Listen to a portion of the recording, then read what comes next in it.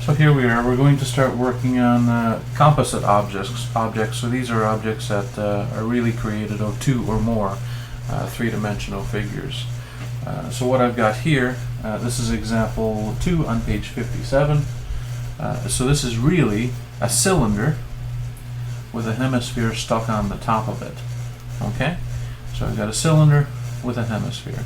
I'm going to find the volume and the surface area of this thing. Depending on the time, I'll only have to make a second video for the surface area. But we'll start with the volume first. The volume of composite objects is actually pretty straightforward. In this case, a volume measures the amount of space that's inside of any three-dimensional figure. So if I can just find how much space is inside of the hemisphere, and then add on how much space is inside of the sphere, then I've got my volume of the full shape. Okay, no fancy stuff happens with volume. So, hemisphere's volume is 2/3 pi r cubed. If you're not sure where this comes from, make sure you check the earlier video on the volume and surface area of hemisphere. So that's the hemisphere. Plus the volume of the cylinder. So the volume of a cylinder is pi r squared h. Okay? So I just plug and chug these numbers at this point. I'm given my radius, it's 2 feet. My height is going to be 4 feet. So it's going to be 2/3 times pi times 2 cubed plus pi times 2 squared times 4. Okay? So punching this in my calculator, I recommend trying to get used to punching it all in together so you don't round too much. So I could type in 2 divided by 3, so 2 divided by 3, and press equals now so my calculator has that number. I'm going to multiply by pi. My pi button is right here. You see it's in yellow, so I need to hit my second function button, and then this button, so times my second function to get pi, times 2 cubed, so type in 2. This is my exponent button right here, this little hat, so I hit that and type in 3. So this is 2/3 times pi times r cubed, or 2 cubed. So I could hold on to that number for now, so it's 16.755 approximately. Then I will find out the the volume of my cylinder here. So it's pi times r squared times my height, which is 4 in this case, so 50.27 or 265. So 50.265. So that gives me a total volume, just quite simply adding these numbers together, of 67.020. In this case, it would be cubic feet. Okay. Alright, so now let's look at the surface area of this thing. Surface area is a little bit more complicated than volume. So, as mentioned, we've got a hemisphere and a cylinder. So we know that the surface area formula for a hemisphere is typically 3 pi r squared, and the surface area for a cylinder is 2 pi r squared plus 2 pi r h. Okay. But remember, surface area is this area of all the surfaces.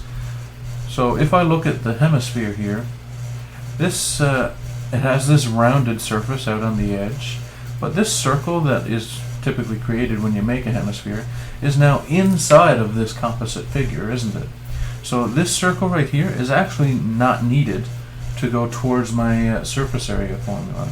So as a result of that, that extra circle that's created to give you the 3 pi r squared isn't needed in this case because it's absorbed in the middle of the figure. So my area of the cylinder here, the hemisphere here, the effective area, is actually just going to be this rounded part, which is just half of a sphere. So it's just going to be the 2 pi r squared. Okay? Plus, now, the cylinder here, this cylinder formula has 2 circles right here. So the pi r squared is the area of a circle, so that's that circle right there. and it's got a 2 in front to also account for this circle up here. You notice in this case, this circle up here isn't a surface. So this circle up here, the area is not needed, but this area down here still is. So as a result of that, I don't really need this 2 that's here. All I need is just one of these circles. So I could cut that 2 out and just have pi r squared. So pi r squared, okay? And then I've got this piece here, this 2 pi rh is the piece that is wrapping around the cylinder. That's still needed, that's always still needed. The 2 is part of that formula, so this 2 never goes away. This 2 can if you only have one circle to worry about. Or if you have no circles to worry about, then you just leave this piece out completely and only work with the 2 pi rh. In this case, we do need one circle, so we do need 1 pi r squared, and we still need that piece that's wrapping around the edge. So my surface area formula for the whole thing would actually be this right here. Okay? So I can then, I could put these two together if I wanted, but let's just leave it for now. Don't even need to. I know my radius is 2, my height is 4. So I've got 2 times pi times 2 squared plus pi times 2 squared plus 2 times pi times 2 times 4. Okay? So it looks long, but it's really not too bad once you get the hang of it.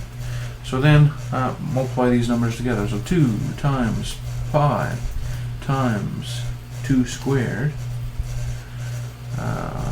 is approximately 25.13. Pi times 2 squared is approximately 12.57. And then 2 times pi times 2 times 4 is approximately 50.27. Adding these all together now gives us our total surface area. That is approximately 87.97 square feet.